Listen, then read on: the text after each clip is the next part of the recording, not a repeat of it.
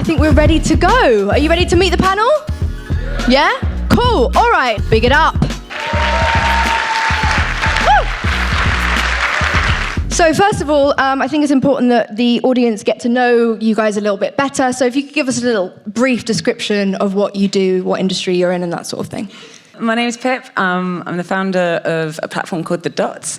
Quick question, who's actually heard of The Dots before tonight? Oh, I love you. Sorry. I started it. It's kind of a big deal. It's just sort of, I don't know, it's a bit weird. I started on a houseboat and then suddenly you realise people are real and it's kind of weird. Anyway, so for those that don't know what The Dots is, we're like LinkedIn, but for the creative industries. And yeah, we're 3 years old and we're currently over 250,000 members. And we have around 8,000 brands use us to look for talent, including lots of amazing music brands as well. So that's what I do. Thank you. Hello. So I'm a model and a speaker. I entered the industry because I was the first hijab-wearing model in the world. Can we give that a little round of applause? I think that deserves that. Amazing. Hi, my name's Glyn. I'm the A&R director of Virgin Records. I've been working in the music business for about 20 years, and over the time, some of the artists I've signed have been from like the So Solid crew to Krept and Conan to Lethal B to Emily Sandé, Naughty Boy, and a few others. Just a few others. Hi guys, I'm Brianna. I am the Senior Director of Marketing at Atlantic Records US, not to be confused with the one here. Same company though, but. So I've been in the industry for about 6.5 to 7 years. I started off at Rock Nation. I did digital marketing, international. I did artist management, and now I'm doing marketing at Atlantic. Hey everyone, my name's Toby. As well as being the co-founder of #Murky Records, I'm also manager to Stormzy, a rapper. I've been in the industry a few years now. You could say I'm quite fresh, but in that time, quite a few things have happened. Hi everyone, my name is Ayana. I have been in the industry for quite a few years now, alternating between fashion and music. I'm at Wilhelmina Models now. Before that, I was at Rock Nation as well. And then before that, at Diane von Furstenberg. So still in the publicity scheme of things, but kind of varying between industries. That's it, in the US. Amazing. Thank you, guys. Amazing. I'm going to ask a few more questions to all of you, and then I'll direct a couple to some of you individually. So I just want to know now how each of you kind of got into your industry, into the field, and what has made you stay there. So in terms of creative industries, so my dad used to be in music, and so there was an expectation I would go into music. So my way of being a rebel is I went to university and did maths and economics. That was my rebel phase. I then joined the fast-stream civil service as an economist, and I went into government with aspirations to change the world and realized that would be really hard in government. So I jumped ship and then started working for the Brit Awards here in London, and then MTV in various roles around the world. So I originally went in as a kind of a strategist and in digital because I had an economics background. And then when I was working for MTV in Australia, I developed the business model to launch MTV in New Zealand. And I did something really weird where I actually applied for the head of marketing role for MTV in New Zealand. I'd never done marketing in my life. I was 24, they gave me the job. The next thing, I'm flying to New Zealand to start a channel with 6 people, literally reading a dummy's guide to marketing on the plane. I still have the book with notes in the margin. And it was this amazing time of like starting a business. It was like running a startup, but for a major international brand. And I think what led to then creating The Dots is I was good at what I did, and I realized that I originally got in the industry because of my dad's connections, and I thought that was bullshit, and I wanted to make a platform that helped anyone who was good at what they did get into the industry, and that's kind of how it came about. Amen. I think that deserves a round of applause. That does, yes. So I was scouted in Westfields. I was going to say in a shopping centre because Really? I always do international talks and everyone else played at Westfields, no one knows. Which one? Stratford? Yeah, so I was scouted in Westfields. I was managing a children's shop at the time. I just finished uni. I did English and history. And yeah, the lady just asked me, hey, I'm looking for a girl in a hijab for a campaign for H&M. And I was like, why? Just because, you know what, it's sad. Every time we see Muslims in the media, it's never something positive. So I had to make sure what was the campaign about. I had to ask all my questions. And she said, it's just to represent diversity. It's to recycle your clothes. Like, it's really good. So I said, okay, cool. I did the campaign, and then literally overnight, by the way, I was not scattered on Instagram, as people think. Nothing, no social media. It was private. But my Instagram I had all these followers coming in, and I was like, why is everyone trying to follow me? And my mum was like, Google your name. You're the first hijab-wearing model in the world. I was like, no, it's 2015. Like, how can this be? And apparently I was. And as much as I was really happy, because I'm like, I'm going to milk the hell out of this. But aside from that, I thought, you know what? This is actually terrible that it took how many years to have the first woman in a hijab represented on a mainstream fashion campaign. As much as there is a lot of influencers, we didn't have anyone that actually worked with a mainstream brand. And for me, that made me feel like, okay, as much as I wasn't trying to be a model, I'm 5'4", you know, I'm not that skinny. So I was like, cool, I can see that we need representation. So sometimes one door opens to another. So I took the opportunity. As I said, I milked it, and I got signed to Select Models, which I left recently to move to Insanity Group, which is talent management. And yeah, still on my journey now. How did I get into that? When I got into the music business, when I was at university, I was studying accountancy and board. But then I used to put on parties. And so therefore, in those days, like vinyl was the format. So I used to live in record shops all the time. I met a girl in a record shop who worked at a PR company. The PR company at the time it was called Media Village, and they were the first people to introduce the street team concept into the UK. So I did 2 weeks work experience there, and they asked me to run their street team. I was like, yes. And then, like a year later, it turned into a record label. It turned into this record label called Relentless Records, and that's when I first started in A&R. And like fast forward 20 years, I mean, I guess the reason why I'm still in it, because it's not boring. Particularly now in British music, it's so vibrant and so exciting, and so many things are happening. I couldn't think of anything else to do. I actually initially wanted to be a backup dancer. That was my first goal, and then. No, I'm so serious. I'm very serious. Like, that was what I wanted to do in my life. And then I went to college outside of New York City, so it's hard when you're not in a major city trying to be a dancer. So then I was like, okay, what else do I love? And I really loved music, and I wanted to make sure I had a fun job. So from there, I applied. I emailed the people at Bad Boy every other day for like 2 months until I got an interview, and I got my first internship there. And then from there, I worked at a bunch of different labels.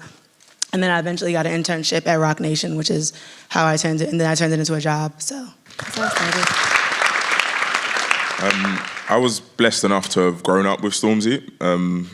I think I would be what you considered maybe the sensible friend of the group, or I don't know how true that holds, but we were always sort of working together before we knew it was ever something going on. We have a similar passion for music, similar taste in music. So it was...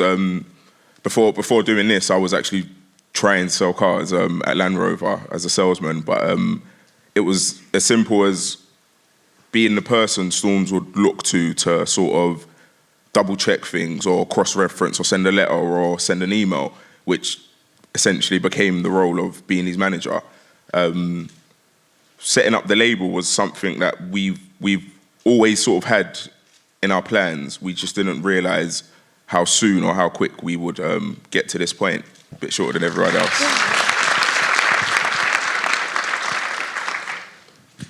For me, being from New York, I went away to school in Atlanta.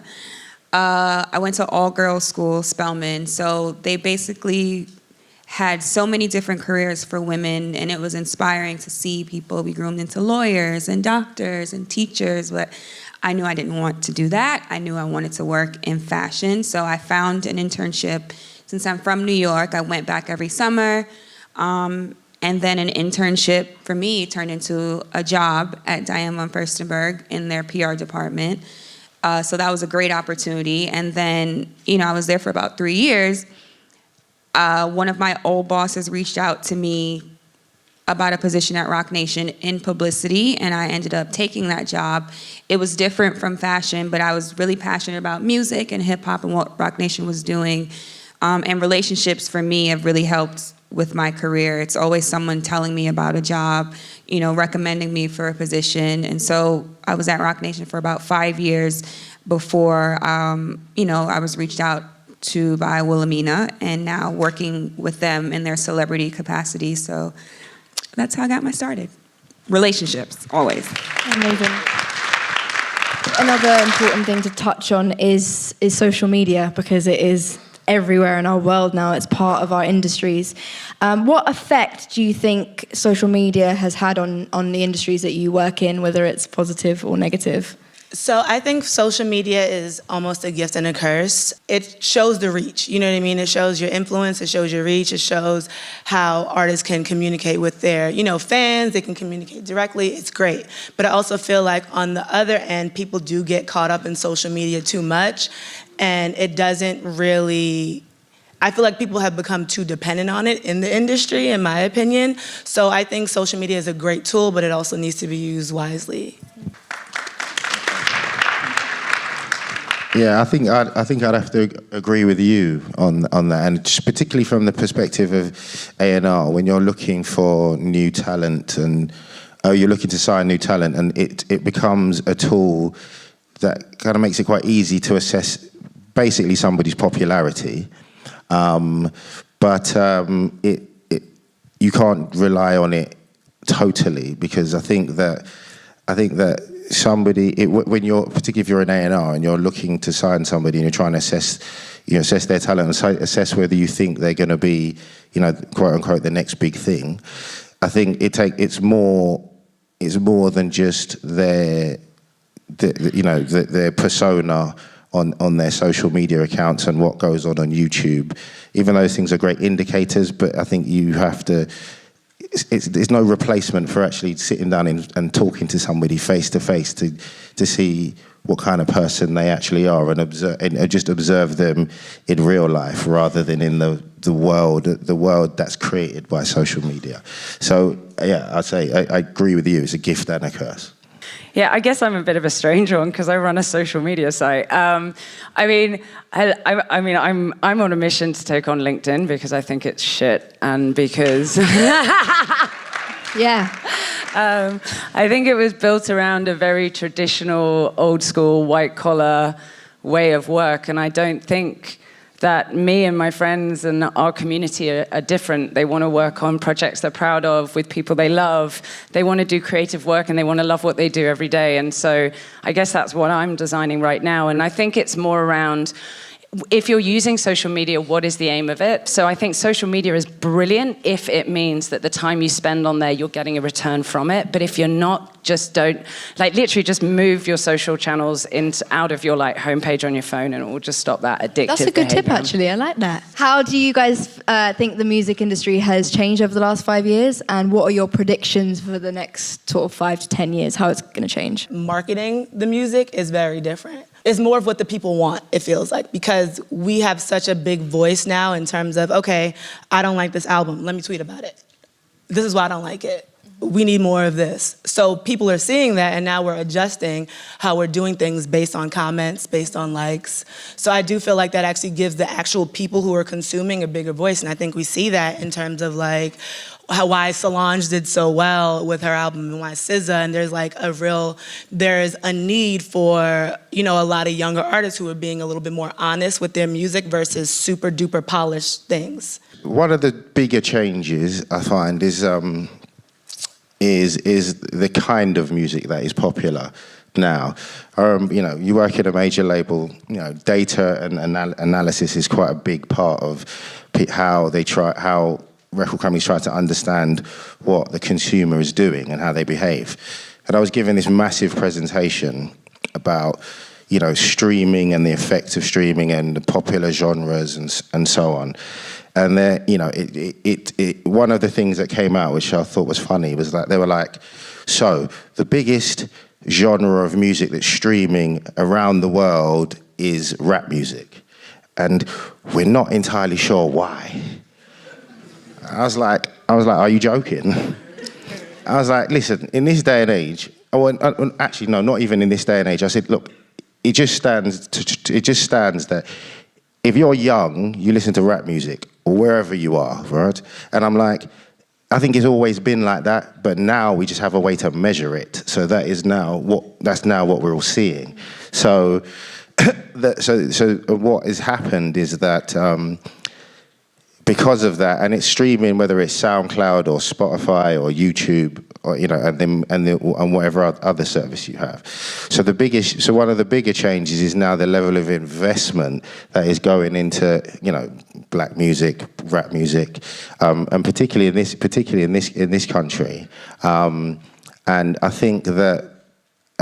And which, by the way, is like super exciting. It's brilliant. It's brilliant to see, and I think that in the future, I think when we look at how streaming services will try to take hold in emerging markets, so in Africa, China, India, etc., I think it's only going to grow. Like somebody told me some interesting thing the other day that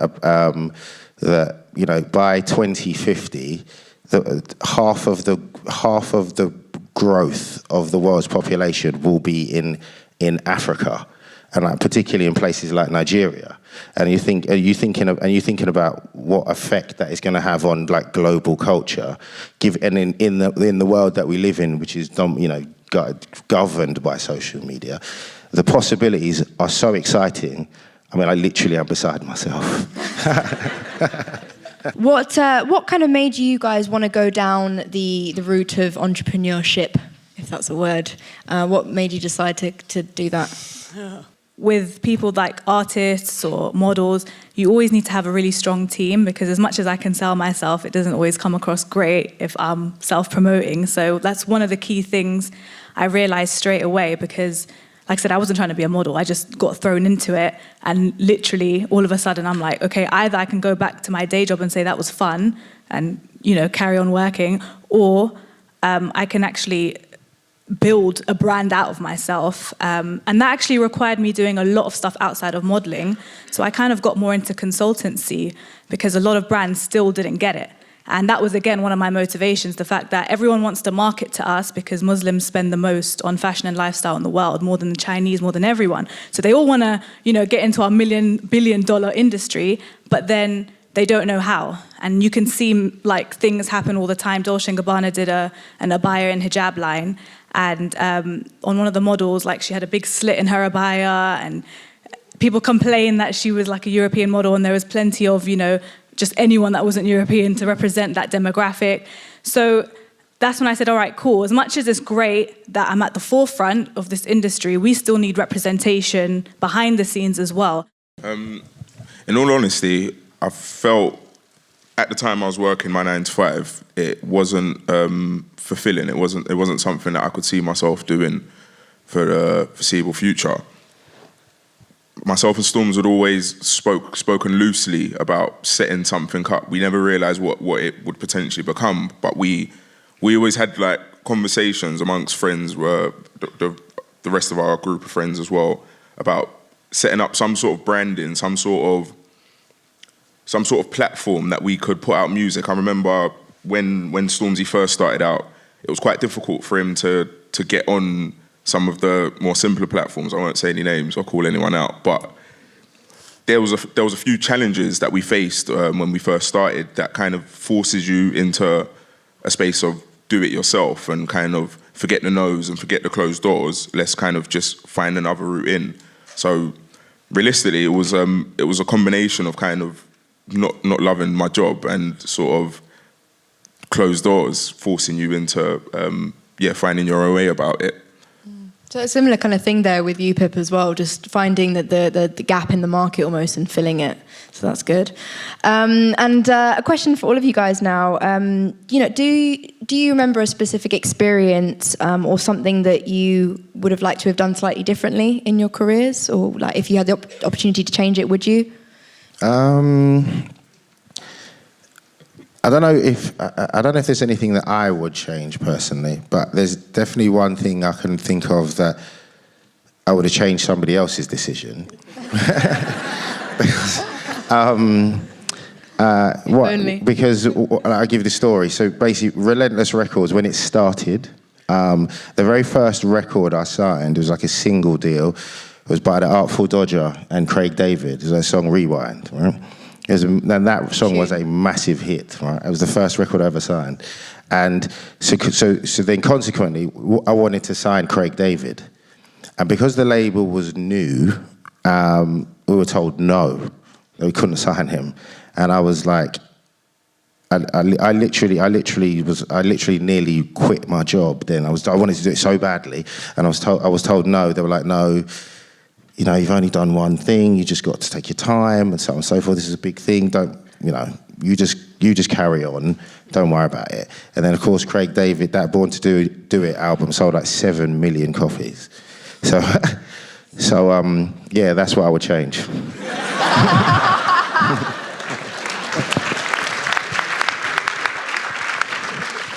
That's a good one. I'm definitely with you. Like, I think everything does happen for a reason. And I think the one thing within internally, I feel like if I could have been a bit more headstrong about is just believing in myself. Because, yeah, a lot of people, you know, add their 2 pence into stuff, and there's a lot of unnecessary stress and worry that I went through when really and truly, like, my gut was telling me what to do.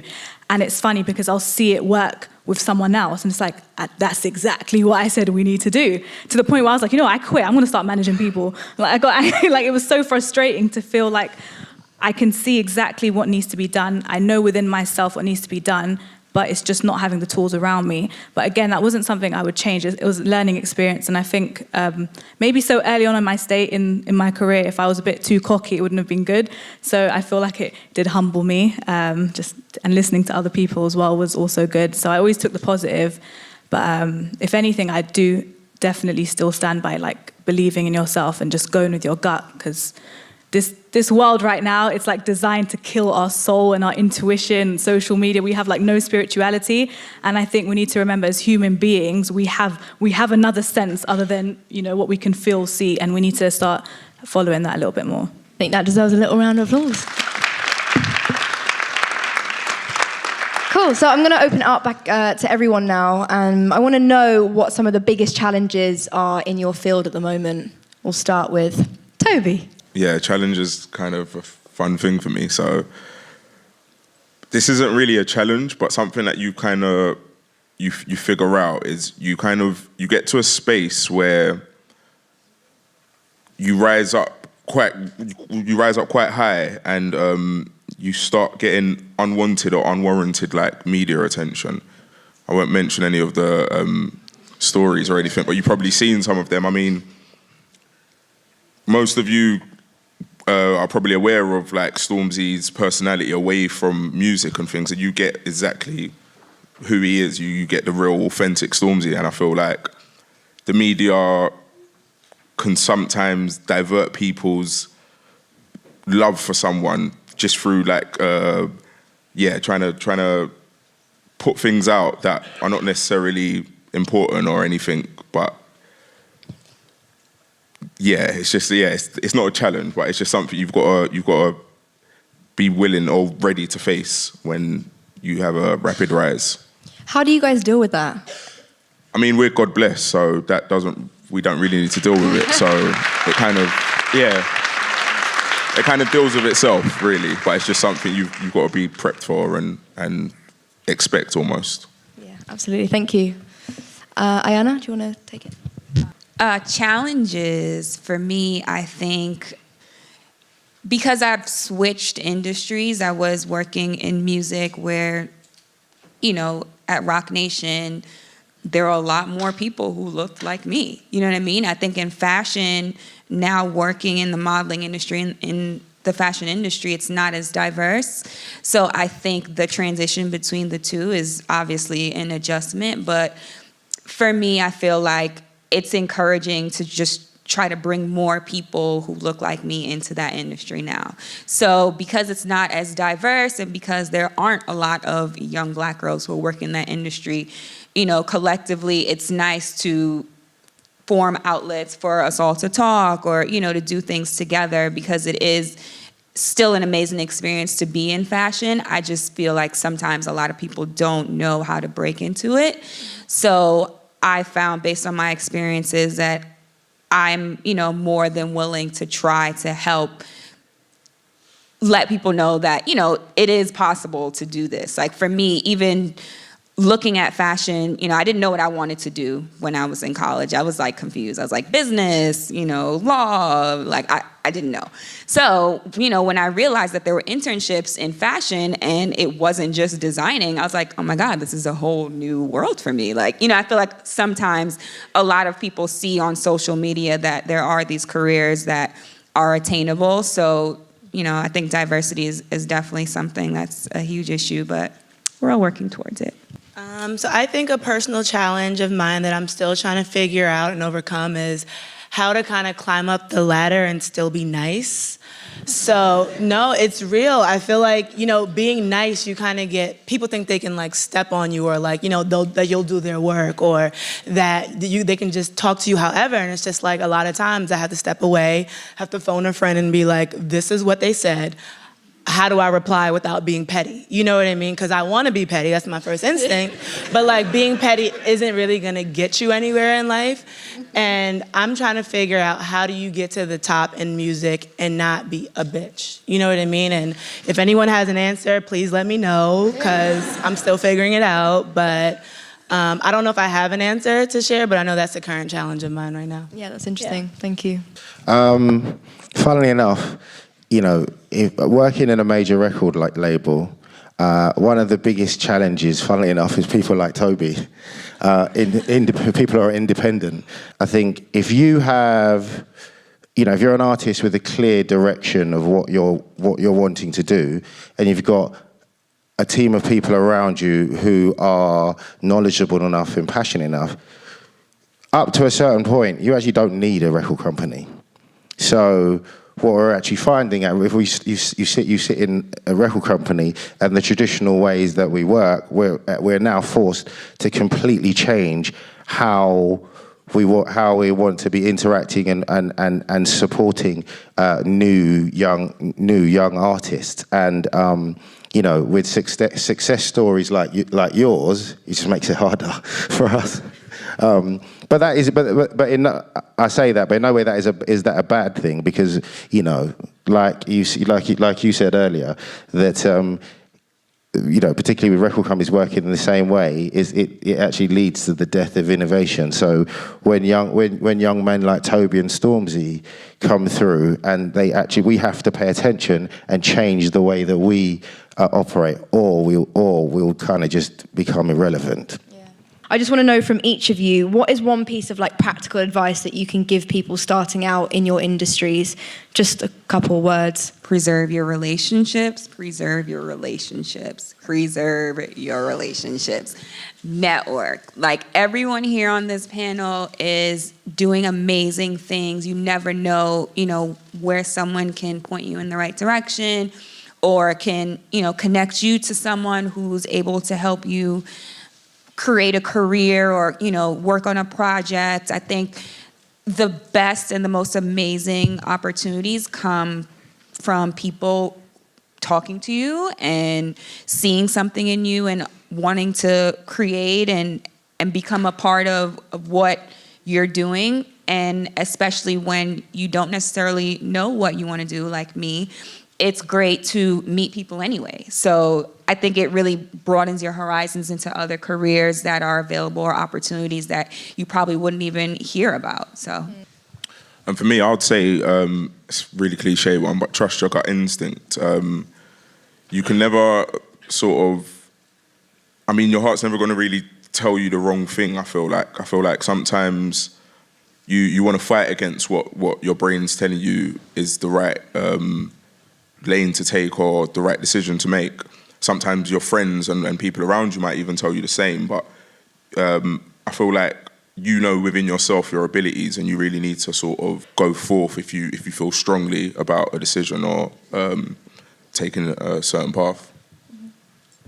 I want to go back to the relationships part. I think it's about maintaining your relationships, but also making genuine relationships and not just networking for the sense of networking to be like, oh, I know somebody here, I know somebody there. Really try to like get to know that person, whether it's a conversation, checking in on them when you don't need something. That actually goes a long way, guys. And also, I would say, don't take it personal if someone can't help you in that moment. You never know what's gonna come in the future that they may think you're perfect for. But everything may not just happen when you want it to be, so. Don't underestimate the power of belief, because I think that's the reason why we're all here, is because we believed something and we believed in ourselves and we persevered to get here. I mean, you read anybody's success story, and that's always at the core of it. So whatever it is that you're doing, if it's the thing that you're kind of meant to be doing, you'll know because you've just have unwavering belief in it. And and that might sound wishy-washy, but I can't really emphasize how true that is. That's what I'd say. And have people around you as well that have that same belief. I think it's really important. We were talking about it earlier. If you have negativity and people around you that aren't pushing you in that same direction, then that's dead. Like, I couldn't agree more. What did you want to say, Brianna? I had another part. Don't listen to your parents, because I feel like they will, like for real, they'll guide you to like do what's safe and what's traditional, but it's your life. After a while, you have to live your life and be happy. So don't listen to your parents. That's a good one. Sorry to the parents in the house. I got so many. Do you know, I wanted to talk mainly about networking, but my American sisters, they took over that one. And do you know what's funny? It's not a coincidence that they're American, because I just got back from the US for a few weeks, and I swear there is a reason why things move quicker there, because they understand the importance of networking, and there is no shyness. That, like, to us, it might come across a bit forward or quite conservative. They don't give a damn. It's like, I want something, I'm gonna go up to someone and say I want it. And that's how I am. I tell all my friends, just don't ask how my mom, my dog, just if you need something, if you need a number, just tell me, it's fine. And I feel like the more comfortable we become with networking with each other, the more unified we'll become and the more we can become ultimately the best versions of ourselves.